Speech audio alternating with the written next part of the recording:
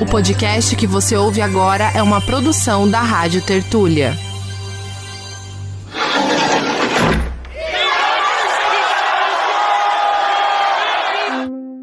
Um conjunto de técnicas de processamento de dados que foram nomeadas como inteligência artificial não são nem inteligentes e nem artificiais.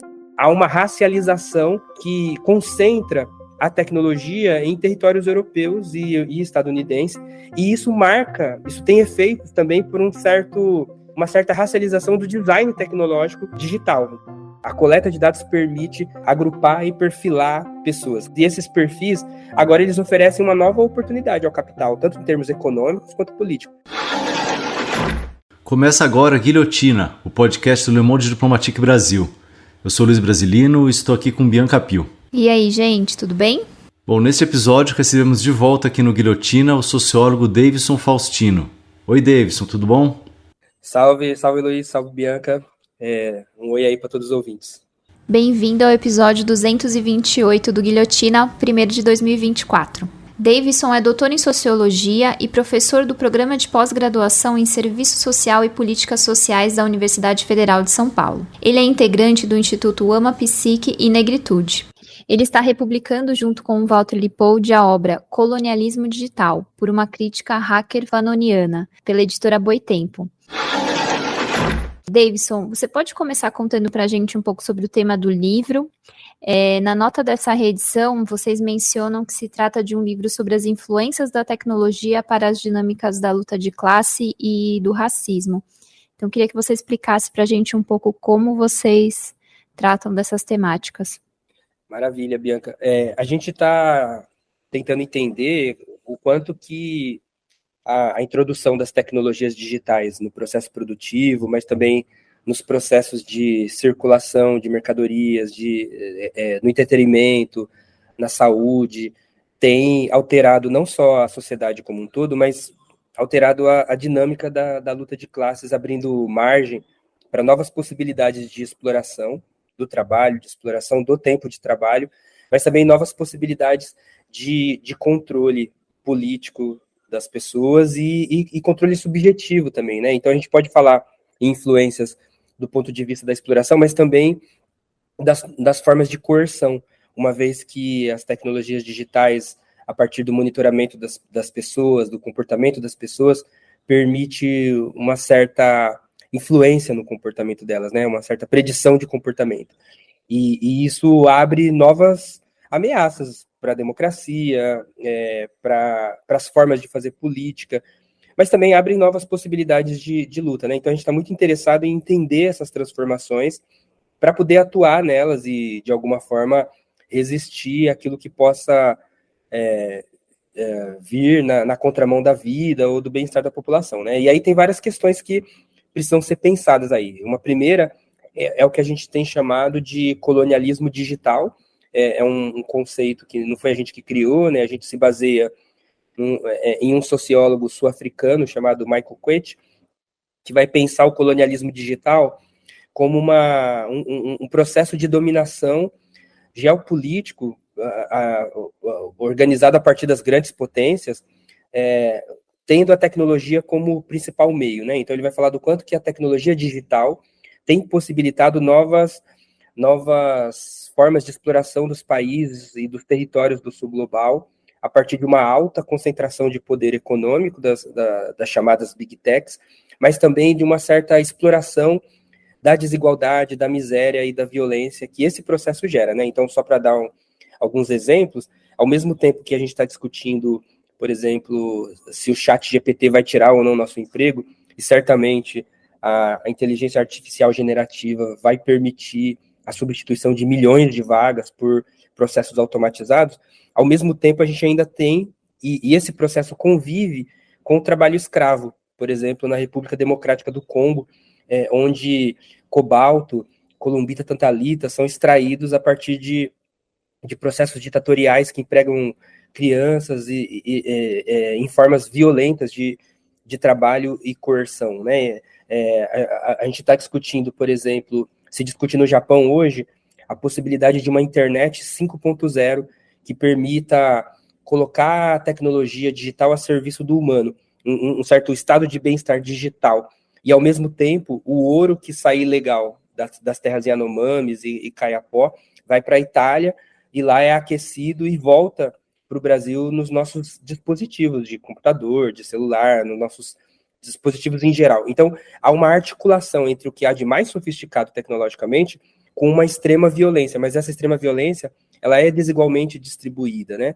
Então, esse é o fenômeno que a gente está chamando de colonialismo digital, porque ele implica a atualização de formas brutas de violência próprias da colonização, não só de violência, mas também de controle, de desigualdade territorial, de divisão internacional do trabalho, divisão que acaba sendo racial também, mas, ao mesmo tempo, essa concentração, ela permite novas possibilidades de exploração e poder aos países do norte global, especialmente Estados Unidos, né? Se a gente pensar na inteligência artificial, por exemplo, 8 empresas controlam toda a tecnologia de ponta de inteligência artificial, e dessas 8, 5 estão na Califórnia, no Vale do Silício, né? Então, isso abre novas possibilidades de exploração que a gente precisa estar atento, porque elas têm já influenciado na dinâmica da luta de classes, os exemplos são inúmeros, mas elas também têm aberto novas possibilidades de ameaça para a vida como um todo, né? Então, é um pouco nessa linha que o nosso estudo se coloca, né? Há um campo de estudos em torno dessas questões, e a gente entra no debate tentando entender esse fenômeno, mas, sobretudo, entendê-lo na relação que para nós é indissociável, dado também a nossa influência fanoniana, na relação indissociável entre capitalismo, colonialismo e racismo, né? Então, é um pouco por onde a gente caminha com o nosso livro, e aí tem muitos desdobramentos a partir daí que a gente pode conversar. Sim. Davidson, você falou aí dessa história do ChatGPT suprimindo empregos, né? E há uma visão aí bastante compartilhada aí no senso comum de que a automação, né, acabaria, né, a partir da sua própria evolução, meio que acabando com o trabalho, né? Não tendo mais posto de trabalho. Você podia explicar por que isso não vai acontecer? Aqui há um certo alarmismo sensacionalista que, apesar de chamar atenção para um problema real, acaba sendo despolitizador, né?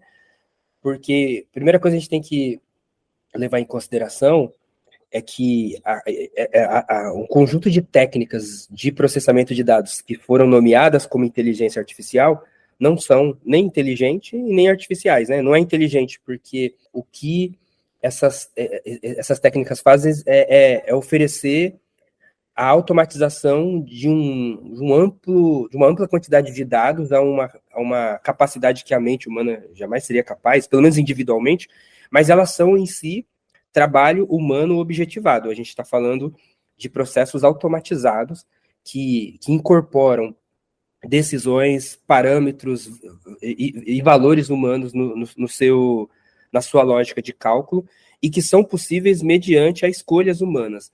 Ainda que, né, por exemplo, se a gente pensar a chamada inteligência artificial, existem várias técnicas distintas de inteligência artificial, e algumas delas, por exemplo, permitem a varredura de grandes bancos de dados, e a partir daí, o próprio algoritmo ele consegue identificar padrões em banco de dados e a partir desses padrões, reorganizar o seu próprio funcionamento ou os valores que são empregados no próprio cálculo, no próprio raciocínio de cálculo que ele faz. Então, a gente tem um processo automatizado, mas ele é muito mais complexo do que qualquer outra coisa que a humanidade já criou. Mas ele ainda é um processo automatizado, que permite, né, captar, processar, organizar dados, mas não permite elementos que estão presentes na capacidade humana, né? Então, não significa que esse processo de desenvolvimento seja desprezível ou que ele não seja, de fato, uma ameaça, mas significa que a forma que ele é organizado é muito diferente do que o ser humano faz, porque o ser humano, ele processa dados, a gente identifica padrões a partir de repetição, de feedback, de reforço, mas a inteligência é muito mais do que isso. A inteligência, ela funciona a partir de elementos de afeto, de associação simbólica, que é algo que a máquina não faz, e ela não foi programada para fazer, e ela não tem condições de fazer. Se um dia ela fará ou não, a gente não sabe, mas ela não caminha nessa direção. O que a gente tem visto é a possibilidade de automatizar funções que até então eram exclusivamente humanas. E isso, sim, é preocupante, porque permite substituir trabalho humano por trabalho automatizado em muitas funções, né? Então, em termos técnicos, eu posso dar um prompt, né, um comando para uma máquina, eu vou chamar de máquina, que é assim que a gente nomeia no campo da tecnologia, mas a gente está falando de programas, né? Eu posso dar um comando para um programa construir um texto, por exemplo, e o programa vai me apresentar um texto.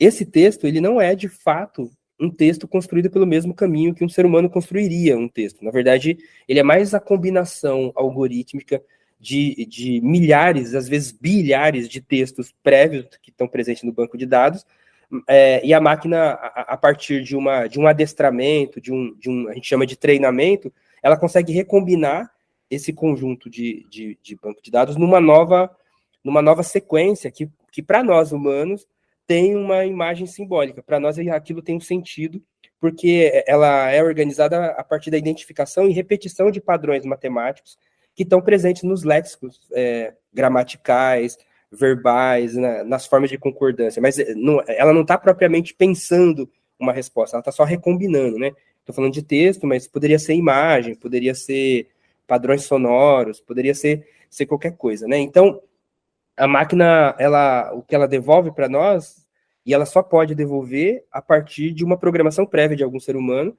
é uma sequência de padrões recombinados a partir de uma nova configuração, mas que é ainda um processo automatizado.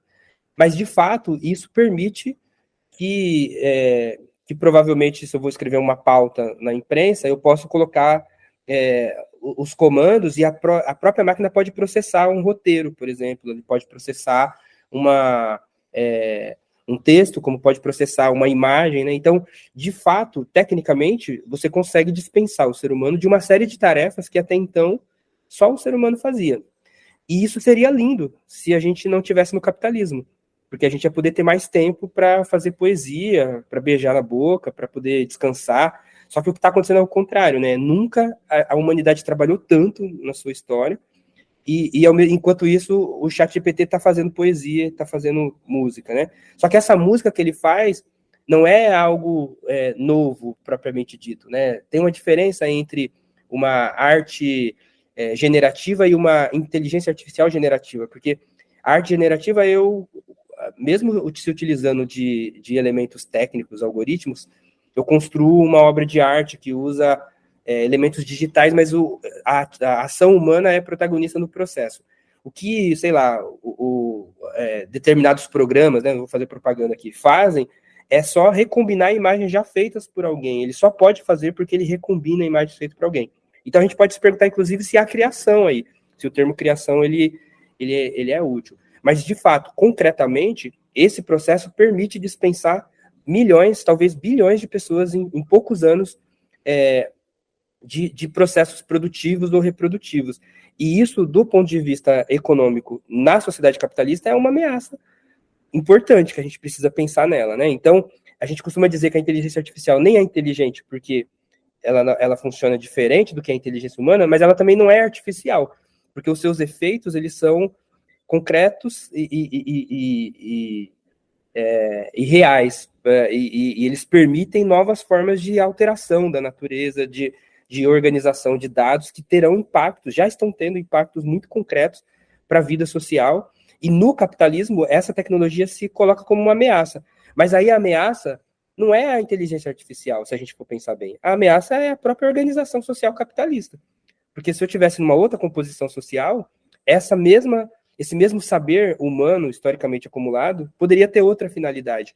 Então, uma das nossas preocupações no livro é também desmistificar a tecnologia para que a gente não caia num certo fetiche que toma a tecnologia digital, ora como uma ameaça em si, que vai nos dominar, como no filme Matrix, ora como algo que vai nos salvar, né? Eu já vi comercial de drone do agro, né?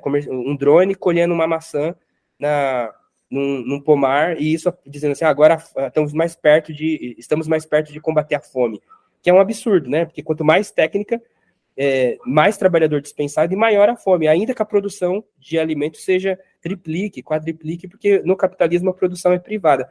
Então, a verdadeira ameaça não é o saber humano historicamente acumulado, a ameaça é a relação social que emprega esse saber para ampliar as formas de exploração, né? E isso precisa ser discutido.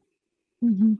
E, Davidson, você estava abordando essa questão, né, da perda de empregos, mas eu queria trazer um outro elemento aí, pensando ainda no mundo do trabalho, que é no colonialismo digital, o extrativismo de dados é o grande ouro, né, a pedra fundamental, assim, entre aspas. Então, eu queria te perguntar justamente do impacto no mundo do trabalho para essa questão da extração de dados, né, e aí eu acho que seria interessante você trazer alguns exemplos. O que todo mundo pensa de cara são os trabalhadores que utilizam aplicativos, né, Uber, iFood, etc. Mas acho que não são só esses trabalhadores que são atingidos por esse extrativismo de dados, né? Exato. A gente está bastante preocupado com a questão dos dados, né? Porque houve uma alteração importante naquilo que no capital o Marx chama de composição orgânica do capital. Porque o desenvolvimento tecnológico, já com a terceira revolução técnico-científica ou sociotécnica, com o surgimento da cibernética, da robótica, da internet em larga escala, a gente teve a possibilidade de conectar unidades produtivas, de reorganizar a gestão e a logística de uma forma que permitiu, por exemplo, a chamada acumulação flexível, as fábricas enxutas, né? A professora Terezinha Ferrari vai chamar isso de fabricalização da cidade, porque, de certa forma, a via social, a via pública se converteu numa grande esteira produtiva de produtos onde a cidade inteira é convocada a participar dos ciclos de valorização do capital. Isso amplia as formas de exploração, isso diminui o tempo de trabalho necessário para produzir as coisas, aumenta a mais-valia relativa, mas também intensifica as contradições do capital. Mas o que a gente vai ver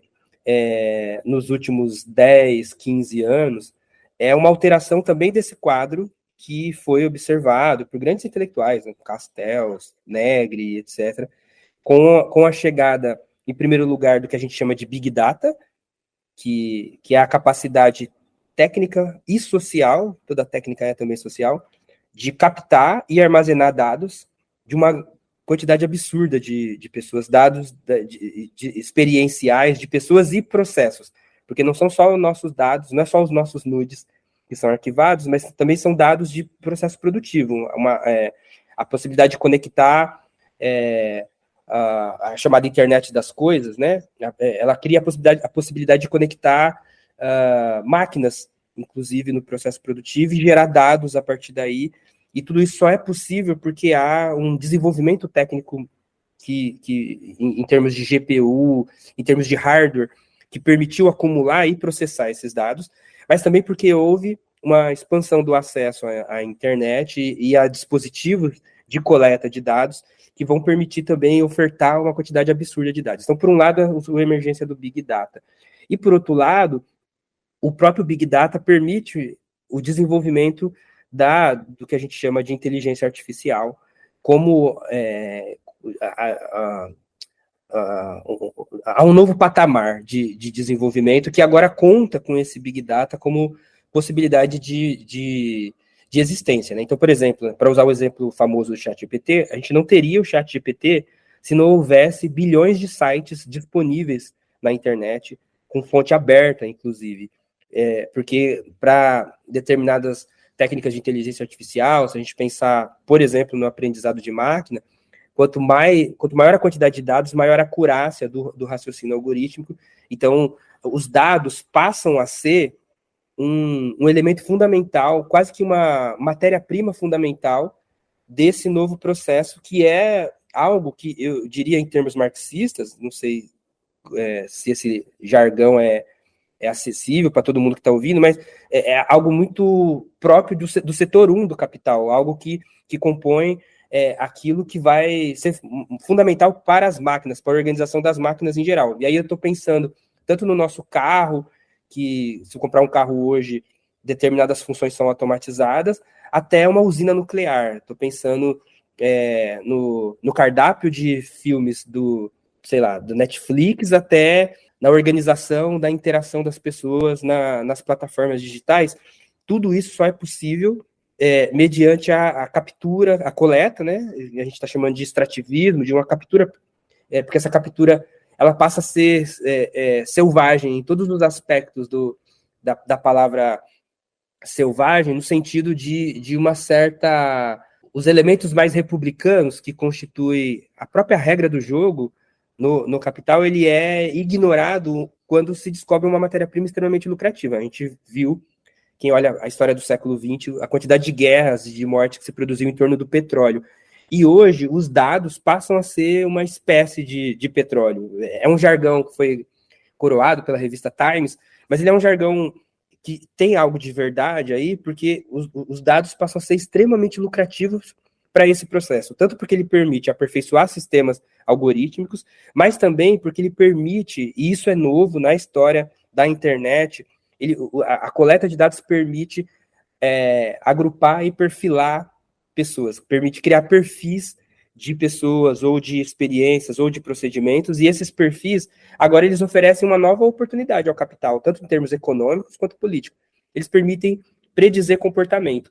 Então, uma pessoa que usa a internet, por exemplo, há 15 anos, ela tem em torno dela mais ou menos 15 anos de registro de tudo que ela acessou publicamente ou privadamente na internet, e esse registro permite dizer muita coisa sobre essa pessoa.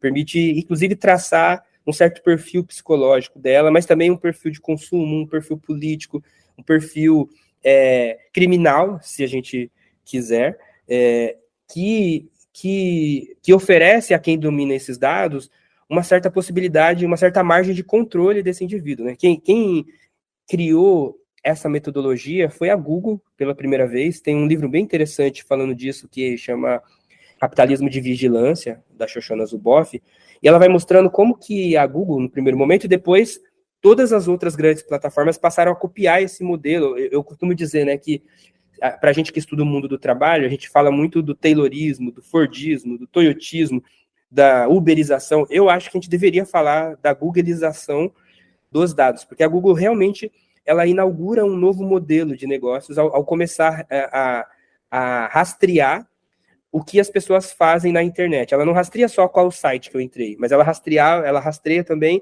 o que eu fiz dentro do site. Ela consegue rastrear se enquanto eu vou mexendo na barra de rolagem, qual altura eu parei de mexer na barra de rolagem. Ela supõe que eu estou lendo, a depender do tempo que eu estou ali naquele quadrante. Ela consegue saber, sei lá, se eu entrei num site de vídeos, por exemplo, no Xvideo, ela consegue saber as categorias do vídeo que eu assisti, e tudo isso vira um dado que é utilizado para traçar um certo perfil, para depois revender essa informação para anunciantes, né? Então, o verdadeiro cliente da Google não sou eu que usa a Google, eu sou uma espécie de gado, né?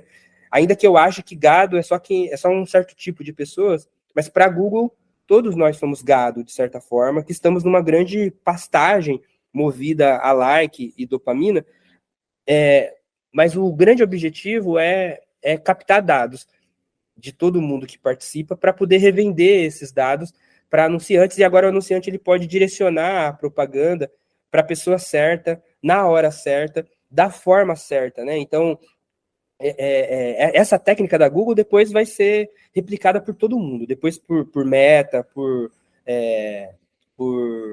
Alphabet, e todas as outras grandes empresas de tecnologia hoje não sobrevivem sem a coleta absurda de dados, né? Se a gente pegar mesmo a fonte de renda da Amazon, por exemplo, os principais elementos econômicos que explicam a renda da Amazon não é o varejo de produtos, mas é o serviço de host de dados, e, ao mesmo tempo, a coleta de dados, inclusive, dos usuários que participam, que usam essa plataforma, né? Mas não é só a Amazon, é a Meta, é a Google, é o Waze. O Waze foi acusado na Europa de cobrar mais caro das pessoas que estavam com pouca bateria, por exemplo. O Waze não, desculpa, o Uber. A Uber, por exemplo, foi acusada de cobrar mais caro.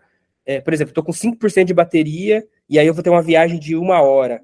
Então ela percebe ela sabe que eu tenho 5% de bateria, porque ao baixar qualquer aplicativo, eu dou autorização para o aplicativo monitorar meu dispositivo. Então, isso é algo que deveria ser assustador. Ela sabe quantos por cento eu tenho de bateria. Então, o que mais ela sabe?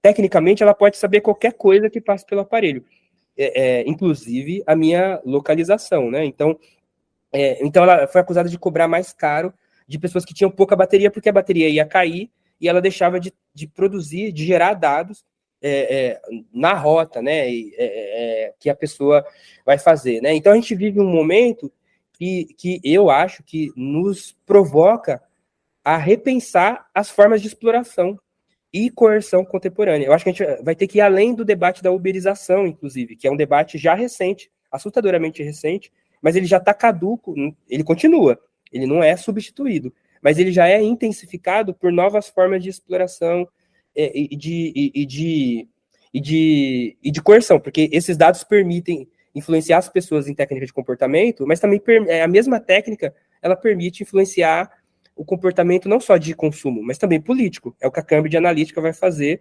quando ela coleta dados do Facebook para usar na campanha eleitoral do Trump, esqueci agora, na eleição na Ucrânia, eleição na França, eleição processos de crise política, como na Bolívia. Então, existem, né, documentos da própria Cambridge Analytica, quando ela existia enquanto nome fantasia, né, agora ela deixou de existir, mas ela continua existindo de outras formas. É possível aplicar a mesma técnica para influenciar o comportamento das pessoas. Então, esse é um tema que deveria nos preocupar, porque, ao meu ver, nos mostra que o debate é muito mais amplo do que a gente achava. Não é só uma questão de fake news, não é só uma questão de distorcer uma informação e colocá-la na rede para circular. Essa informação ela é distorcida a depender de quem vai escutar. Então, o mesmo candidato, ele vai ter, com uma empresa pequena, não precisa nem de grandes máquinas, a mesma pessoa ela vai ter uma fake news direcionada. Se ele for evangélico, conservador, um tipo de fake news. Se ele gosta de jogo, de futebol, um outro tipo. Se ele é um empreendedor, um outro tipo. Então, você consegue direcionar para a pessoa certa na hora certa, né? Então, é muito mais grave do que apenas produzir e difundir notícias falsas. E a gente precisa entender qual é a base técnica que permite isso. E isso implica questionar, inclusive, as grandes corporações, as grandes plataformas, porque elas lucram muito com a desinformação. Mas eu acho que tem mais uma coisa que é pior ainda, ao meu ver, que é mais preocupante, que são as novas formas de exploração do trabalho que se abrem a partir daí. Porque agora é possível que em vários momentos do processo produtivo, o usuário ou o consumidor atue no processo produtivo também como um trabalhador não pago. Isso é algo novo, ao meu ver, embora traços disso já estavam presentes quando a gente ia lá no banco e usava o caixa eletrônico, mas agora a tecnologia digital permite generalizar essa função para uma série de tarefas que, a princípio, são tanto de entretenimento, né? Então, sei lá, surge essa categoria chamada produtor de conteúdo, por exemplo, mas a questão não está só aí, né? Quando eu me cadastro lá no ChatGPT e eu peço uma informação, e aí a informação vem e eu lá tem um joinha para cima e um joinha para baixo, um like e um dislike. Quando eu dou um like ou um dislike, o que eu estou fazendo é dar um feedback para aquele mecanismo. Dar feedbacks para adequar, para supervisionar a processos automáticos é o que um programador faz. O programador da OpenAI ganha milhões. Mas agora o usuário que paga para usar, ele também participa da transformação, da alteração da qualidade física daquilo que ele está consumindo, só que de forma não paga, né? Então isso abre novas sendas de exploração, né? Se eu pensar uma criança que entra num jogo de interação, que tem hoje muitos jogos, você consegue jogar pessoas do mundo inteiro ao mesmo tempo, e eu posso alterar, por exemplo, o fundo, eu posso construir uma casa, eu posso construir algo que, graças ao desenvolvimento das técnicas de linguagem de programação, você pode converter a linguagem de programação, que seria 001, 000, você pode converter em comandos do joystick, de um videogame ou do teclado. Então, eu posso ali criar uma montanha, eu posso derrubar uma montanha e construir, sei lá, uma casa que vai fazer parte de um cenário do jogo, que outra pessoa que for comprar vai usar aquele cenário, né? Então, ela vai... o consumidor, ele encontra um universo, né? Um metaverso, vou colocar dessa forma, em que ele vai interagir, ele está comprando aquilo, mas quem está construindo também os trabalhadores pagos, mas também os próprios usuários participam da construção daquilo que está sendo vendido. Então, isso é novo. Eu estou dando um exemplo aqui interativo, mas a gente pode se perguntar até que ponto, quando eu vou comprar um carro zero e eu vou lá no site e eu mudo a cor, coloco qual acessório, até que ponto eu não estou participando do processo produtivo e até que ponto isso não tem implicações para as formas de extração de valor. Então, ao meu ver, ao nosso ver, meu e do Walter, né, e a gente vem também nessa tradição, junto com a professora Terezinha Ferrari, junto com o professor Dantas, Marcos Dantas, a nossa hipótese é que a gente ainda tem a atualização do velho valor. A teoria do valor continua, infelizmente, muito viva e atual para esse momento. Mas, de fato, surgem novas possibilidades de exploração do trabalho e de valorização do valor que a gente precisa estar atento para pensar a chamada luta de classes, né? Isso para não falar nas formas de dominação, né? Então, vamos pegar o exemplo hoje de um dos maiores laboratórios de morte que está presente na nossa época, que é o Estado de Israel, no território palestino, né? A gente tem ali o desenvolvimento, por exemplo, de técnicas automatizadas de morte, com drones que não são vistos a olho nu do chão, que monitoram 100% do tempo das pessoas, e ao mesmo tempo, o drone, a partir de processos algoritmos, agora o próprio drone pode decidir se descarrega a bomba ou não. E isso traz questões também para a gente pensar, né? Tem um filme muito bom, o Robocop, o último Robocop, que foi até feito por um diretor brasileiro, que eu não lembro. José Padilha, né? Isso. Ele toca nesse ponto que eu acho muito interessante, que é o seguinte, antes, e isso aparece também num episódio chamado Men's Against Fire, do Black Mirror. Antes, a tecnicização da morte, né, a tecnologia sempre esteve presente nas formas de matar desde que a humanidade é a humanidade. Você pega uma pedra e joga na cabeça de alguém, eu estou me utilizando de ferramentas para a morte, né? Mas, de fato, a tecnologia digital, ela permite automatizar a decisão da morte. E isso traz novas questões que a gente não tinha discutido ainda, que eu acho que está para além do que foi a bomba atômica. Porque, veja, se um policial tem que atirar numa situação de risco, e ele tem que fazer uma escolha, ainda é ele que escolhe, e ele vai escolher. Tem vários estudos mostrando que eles atiram mais rápido quando o alvo é negro. Eles pensam menos, né? Então, o policial ele é passível de incorporar todo tipo de discriminação, de preconceito, que é um ser humano. Agora, quando eu automatizo o processo, a automatização também impregna os estereótipos e os vieses da sociedade, de gênero, de raça, de território, de língua. Mas mais do que isso, aquele policial que atirou, ele poderia, em algum momento, ter oscilado se ele atirava ou não, se houvesse uma identificação com esse outro. A máquina não. A máquina não tem como oscilar, porque ela não funciona como o nosso cérebro funciona, ela funciona de outra forma. Então, a automatização da morte, ela tanto não está isenta de incorporar vieses de gênero, de raça, e todo tipo de discriminação que está presente na sociedade no momento do seu desenho, mas agora ela tende a dar uma resposta a partir do que ela foi programada, sem nenhuma oscilação, né? Então, a gente não apenas tem a sofisticação das formas de morte, né? E aí eu estou pensando em drones na faixa de Gaza jogando fósforos branco em pessoas que estão fugindo de bombas. Estou pensando em drones que identificam populações reunidas na Palestina e chegam bem pertinho das pessoas e emitem mensagens gravadas com áudios assustando as pessoas, ou mas drones que também estão armados e poderiam atirar, né? Então você tem algo que é diferente agora do soldado, que necessariamente entra em campo e se arrisca e que pode recuar.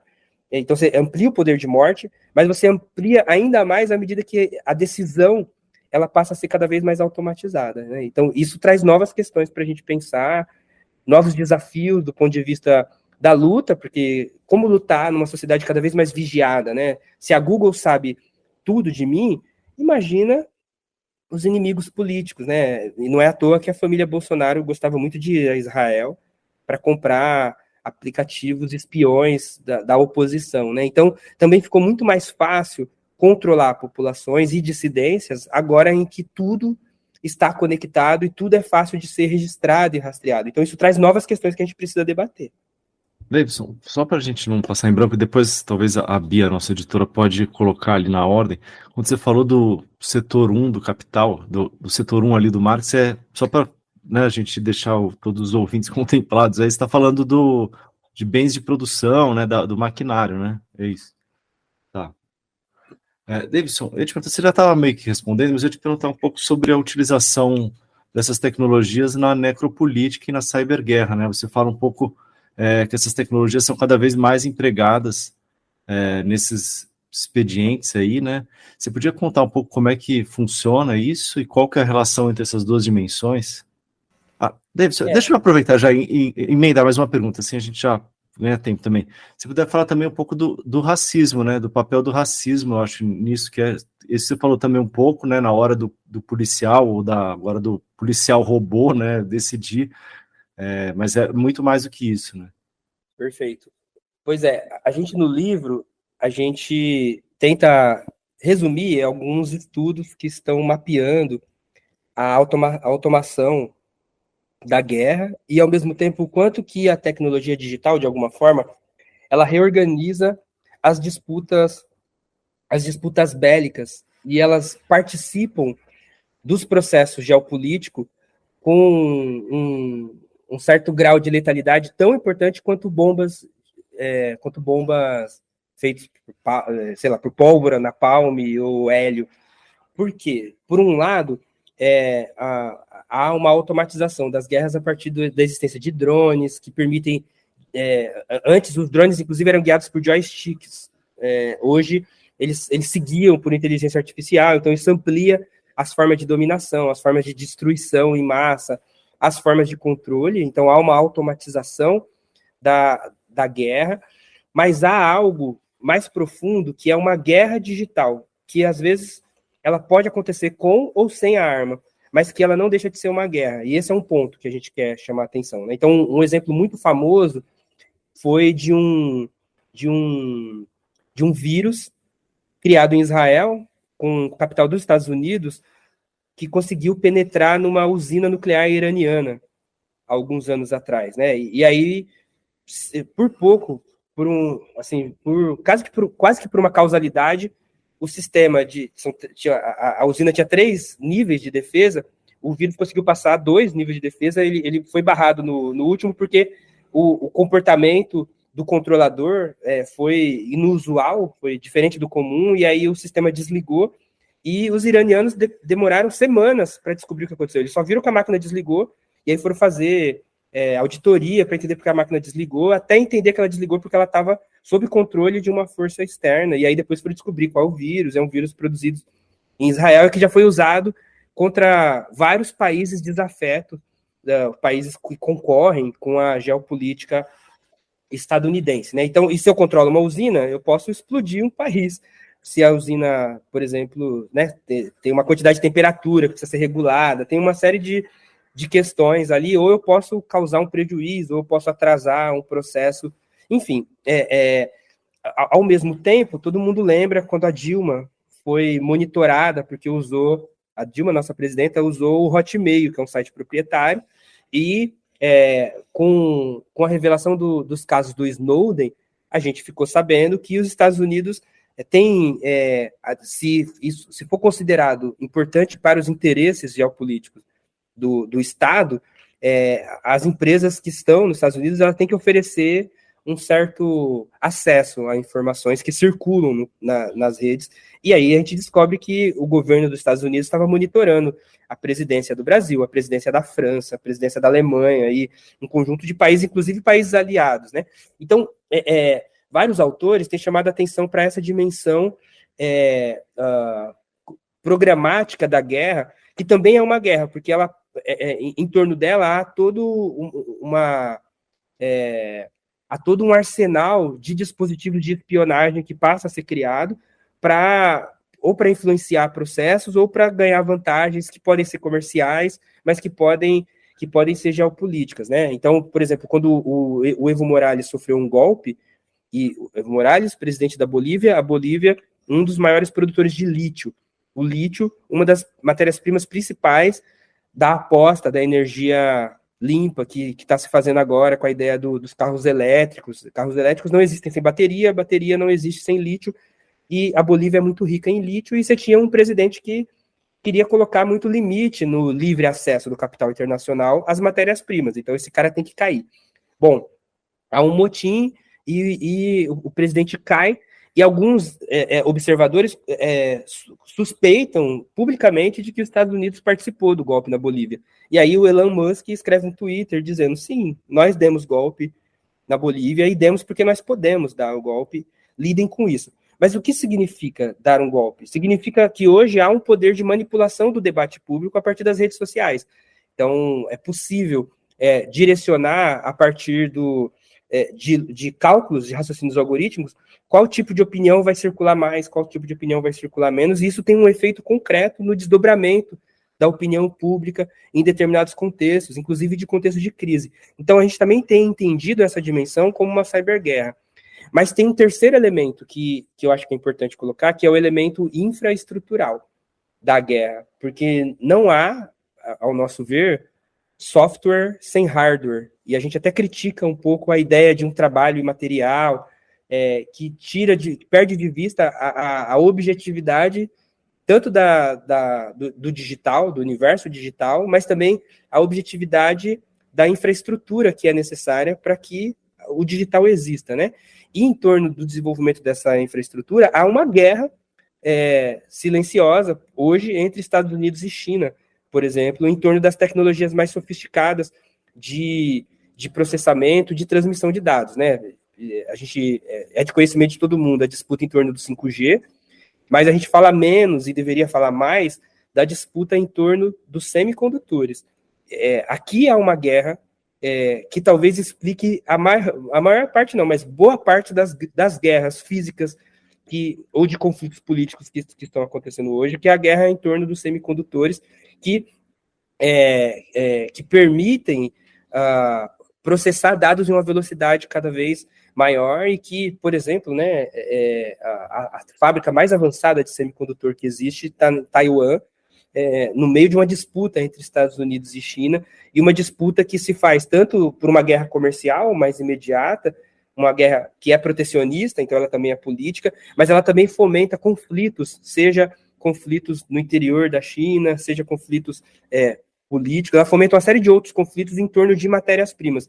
Então, se a gente pensar, por exemplo, na República Democrática do Congo, há uma ditadura e um conjunto de conflitos que são financiados por grandes corporações francesas e estadunidenses, porque é da República Democrática do Congo que sai o cobalto, que a gente também usa nos nossos dispositivos, né? Então, há guerras implícitas que são fomentadas em torno da obtenção de matérias-primas necessárias para o desenvolvimento das tecnologias digitais. Então, pensar a cyberguerra é importante pensar nesse contexto geopolítico mais amplo, como que uma série de conflitos se articulam e favorecem a concentração de poder da Google, da Amazon, da Microsoft, se a gente pegar o PIB não, a renda anual das 5 maiores empresas de tecnologia dos Estados Unidos, a gente tem um PIB maior do que o PIB da Alemanha, maior do que o PIB do Japão. E isso só é possível mediante a articulação de todo esse complexo que a gente está falando aqui até agora, inclusive das mortes da ditadura do trabalho semi-escravo de criança na República Democrática do Congo. Agora, essa violência, ela não é igualmente distribuída. E aqui entra algo que está na segunda parte da sua pergunta, que é um elemento que a gente chama no livro de racialização codificada. Ela não está igualmente distribuída. Primeiro porque o capitalismo se mundializou a partir da colonização. E a colonização implicou uma divisão não só social do trabalho, mas racial do trabalho, que organizou o globo terrestre de forma racialmente desigual, e isso implica também uma desigualdade de acesso à tecnologia. Então, os países com maior acesso à tecnologia são países europeus ou estadunidenses.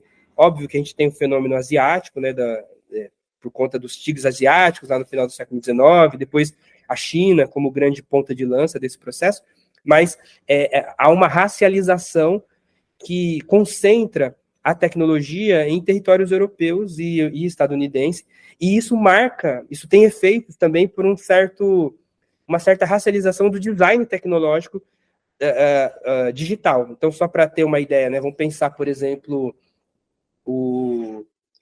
as tecnologias de reconhecimento facial, a gente chama de biometria, né? Porque para uma máquina reconhecer um rosto, na verdade, ela mede cada pixel do rosto, a composição de luz e sombra, e ela fala, isso aqui é um rosto, não é não é o pescoço.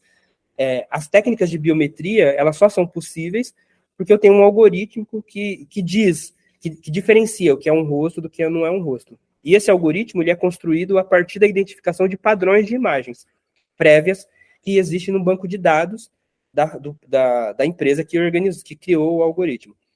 A maioria das pessoas no mundo que puderam fotografar o seu rosto são pessoas brancas. Logo, a tendência é que a média padrão dos números, dos pontos e dos pixels tenha um rosto branco como média. Isso significa que os aplicativos de reconhecimento facial vão identificar muito mais facilmente um rosto se esse rosto for branco. E eles vão ter uma chance de errar mais se o rosto for negro. O que acontece quando eu uso esse mesmo algoritmo no setor de entretenimento, por exemplo? O Snapchat tinha lá um aplicativo que ele dizia, ele pegava uma foto e dava uma legenda para a foto, né? E dizia se era uma paisagem, se é uma pessoa, se é sei lá, se é um animal. E os aplicativos do Snapchat, na maioria das vezes, quando aparecia uma pessoa negra, ele rotulava como macaco, ou como gorila, enquanto as pessoas brancas eram rotuladas como pessoas. O que acontece se eu uso esse aplicativo numa política de segurança pública, por exemplo? Os efeitos são catastróficos, porque esse aplicativo vai errar mais com rostos negros. Num país como o Brasil, que já encarcera mais pessoas negras do que pessoas brancas, a tendência é eu ampliar o encarceramento, porque o aplicativo ele tem o branco como parâmetro universal. Então, o professor Tarcísio Silva, ele escreveu um livro muito importante chamado Racismo Algorítmico.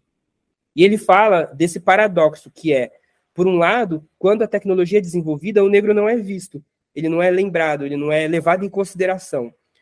Por outro lado, o negro passa a ser o mais afetado por um processo de vigilantismo. Então, por exemplo, alguns meses atrás saiu um estudo tentando comparar racialmente o perfil das pessoas que foram presas injustamente por reconhecimento facial no Brasil. E o resultado do estudo mostrou que 83% das pessoas presas injustamente por reconhecimento facial são negras. 83% das pessoas são negras. Das pessoas que se chegou a um julgamento ao final e descobriu que a máquina errou, entre aspas. Então, isso é um dado que a gente precisa se preocupar, porque a gente vive um momento hoje em que a captura de dados não se faz apenas pelo aparelho do celular ou pelo CPF na farmácia. Ela também se faz a partir da distribuição de câmeras nas vias públicas para captar dados biométricos das populações. E hoje, essas empresas têm oferecido para as prefeituras, para os governos do estado, a custos altíssimos, promessas de segurança pública a partir da distribuição de câmeras, de softwares de vigilância, que, na verdade, foram construídos a partir de premissas racistas. Esses aplicativos passam a ser usados, né? Vamos pegar o exemplo de São Paulo, que é o mais vergonhoso, que é o Smart Sampa, que é uma proposta sabidamente problemática, mas que foi aprovada, mas que é baseada numa tecnologia racista. Se a gente pensar bem, do ponto de vista do direito, só o racismo explica o Smart Sampa passar e ser aprovado, porque em termos do direito burguês, ele parte de uma lógica lombrosiana que se funda na ideia de que o outro ele é suspeito até que ele prove o contrário. A ideia de presunção de inocência ela desaparece do horizonte. Então eu coloco a câmera, justamente eu coloco a câmera para vigiar porque o outro é um suspeito antes de fazer o crime. É quase que um minor report que se apresenta para nós. É o lombroso, vivo e gargalhando, né?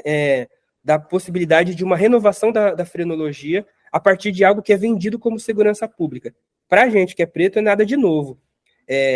Mas o que é novo aqui? A capacidade de encarceramento que se abre, de controle social de negros e brancos que se abrem, é assustadora, né? Então, é assustador a gente não estar falando disso enquanto sociedade, porque a gente tem liberdades sendo ameaçadas, né? Então, pensar aí o racismo algorítmico ou a racialização codificada é uma tarefa fundamental nesse processo que distribui desigualmente a violência que lhe é implícita.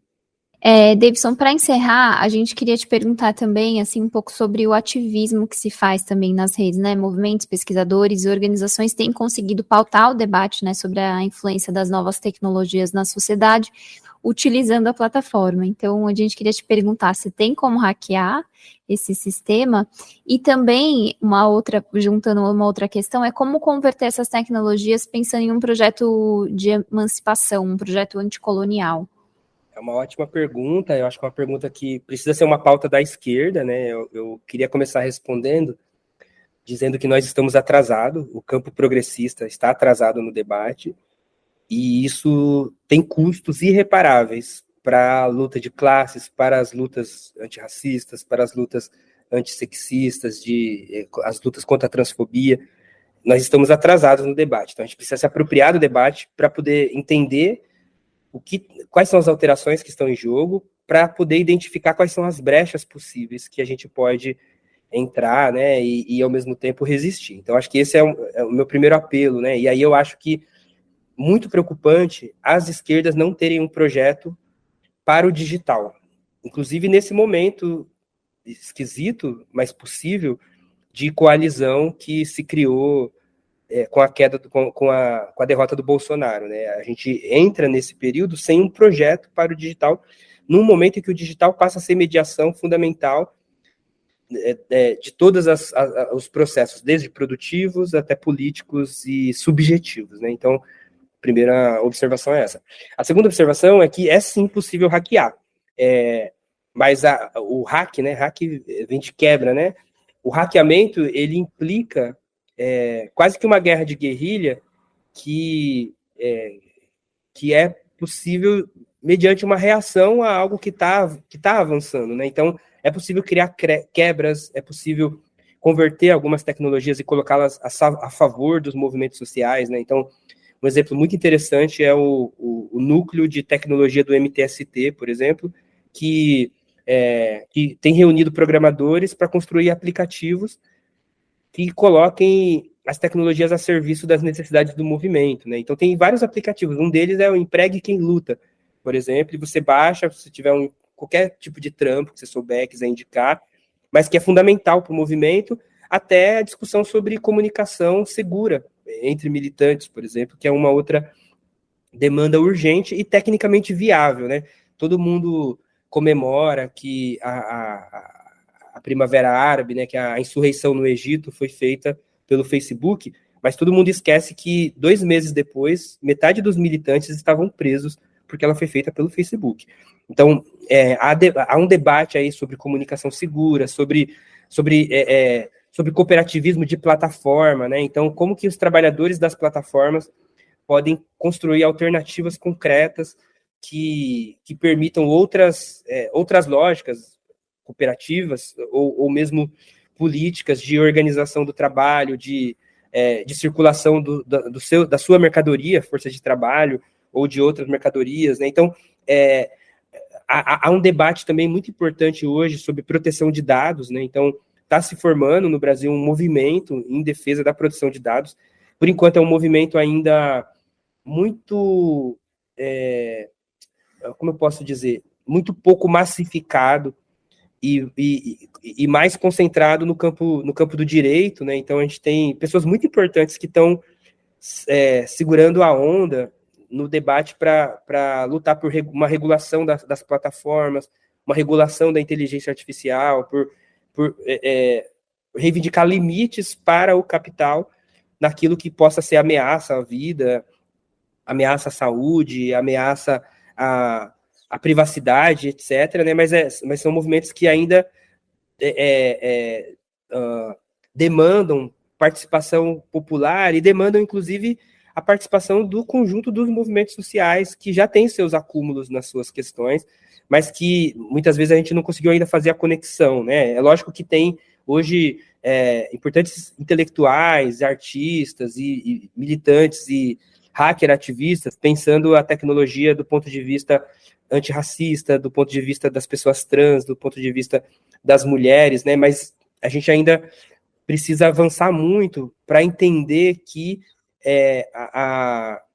o desenvolvimento tecnológico obriga que todos nós tomemos partido do que está acontecendo, inclusive não deixemos o debate nas mãos só de quem trabalha com programação, assim, porque os efeitos concretos dessa tecnicização da vida, dessa automação da vida, são alterações que passam a mudar a regra do jogo para todos os movimentos sociais, e, ao meu ver, todos os movimentos sociais deveriam estar pensando os elementos digitais. Então, eu acho que, do ponto de vista do hackeamento, há muita coisa acontecendo, e essas coisas, elas encontram já uma tradição de luta que vem do hackerativismo, que tem a ver com os perilabs, com os laboratórios de internet que vinham pensando, por exemplo, software livre, acesso à informação. Então, há uma tradição que precisa ser atualizada nesse momento, mas que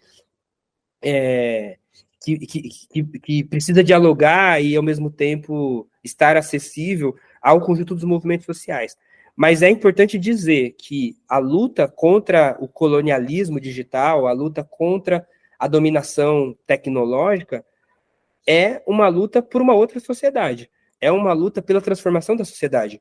Então, se há um racismo algorítmico, é porque há racismo. Então, a luta contra o racismo algorítmico é, ao mesmo tempo, não só a reivindicação de novos parâmetros de programação, do ponto de vista da ciência de dados, mas é, sobretudo, a luta contra o racismo, que está presente em todos os âmbitos da sociedade, inclusive no mercado de dados, no mercado de trabalho da produção de dados, mas também nos espaços de poder que organizam a internet, as plataformas e etc. Né? A luta contra o colonialismo digital, por exemplo, que implica, né, numa concentração de poder no norte global, ela passa por um debate sobre soberania nacional.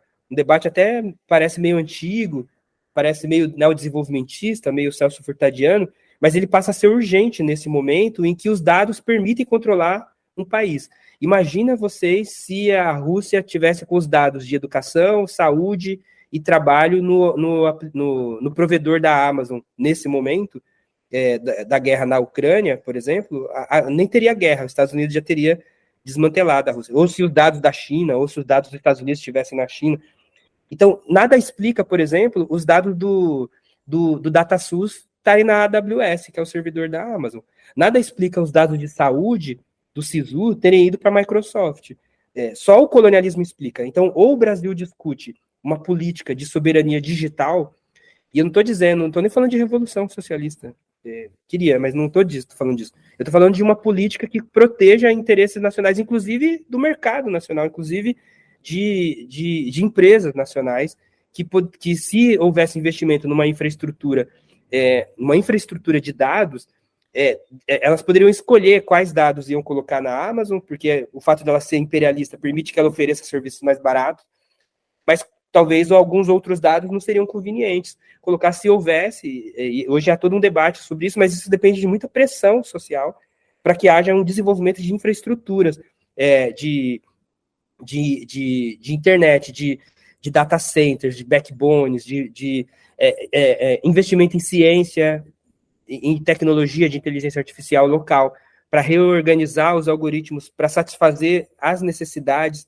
locais, porque muitas vezes o raciocínio algorítmico, ele leva em consideração a experiência do norte, e às vezes isso implica um certo colonialismo, né? Então, a gente tem uma tarefa que passa, que está para além da tecnologia aí, que é disputar, inclusive, que política nós queremos. Agora, é importante dizer que, no ritmo que estamos, a sociedade caminha para uma catástrofe.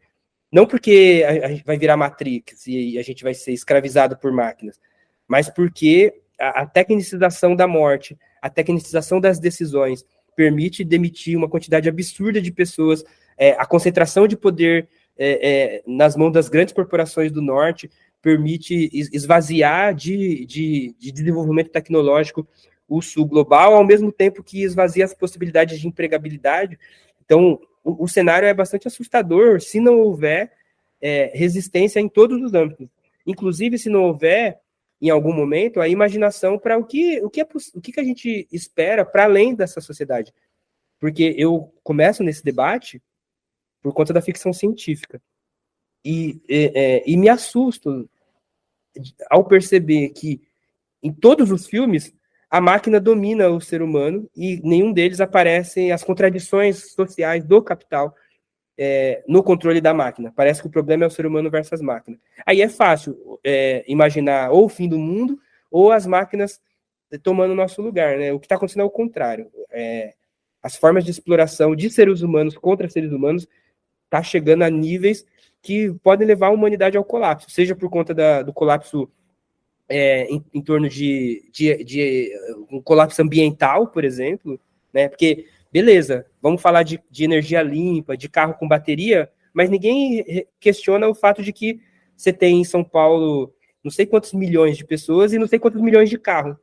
Ao invés de ter uma discussão sobre transporte público, a gente vai só trocar a fonte de energia do carro e todo mundo continua tendo um carro cada um. Isso não está em discussão porque não pode estar em discussão numa sociedade que, por exemplo, como o Brasil, que depende da produção de automóvel como um dos eixos da economia. Então, ou a gente consegue imaginar outros futuros, ou a gente não vai ter futuro. Perfeito, Davidson. Super obrigada por mais essa participação aqui no Guilhotina. Para a gente é sempre um prazer te receber e parabéns pelo livro e o debate que você e o Walter levantam. Estou à disposição e agradeço muito a oportunidade. Beleza, valeu, Davidson. Obrigadíssimo. Hoje recebemos o sociólogo Davidson Faustino, autor de Colonialismo Digital, por uma crítica hacker fanoniana, publicado pela editora Boitempo. Muito obrigado pela audiência nesse primeiro episódio de 2024. Se você gostou dessa conversa e quer comprar o livro, saiba que assinantes do Diplô têm 20% de desconto nos livros da Boitempo. Então aproveita e faz sua assinatura a partir de R$ 12,90. É só acessar diplomatic.org.br/assine.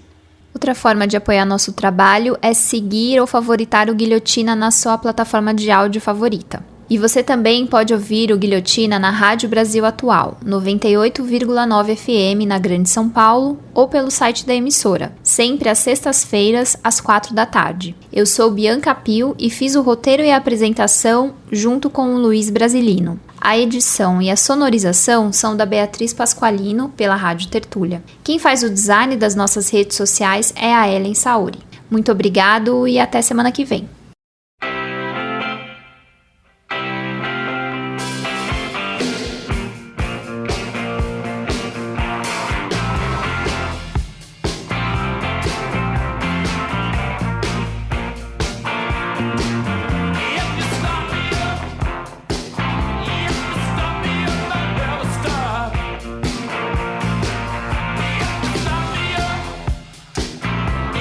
Stop me up, I'll never stop.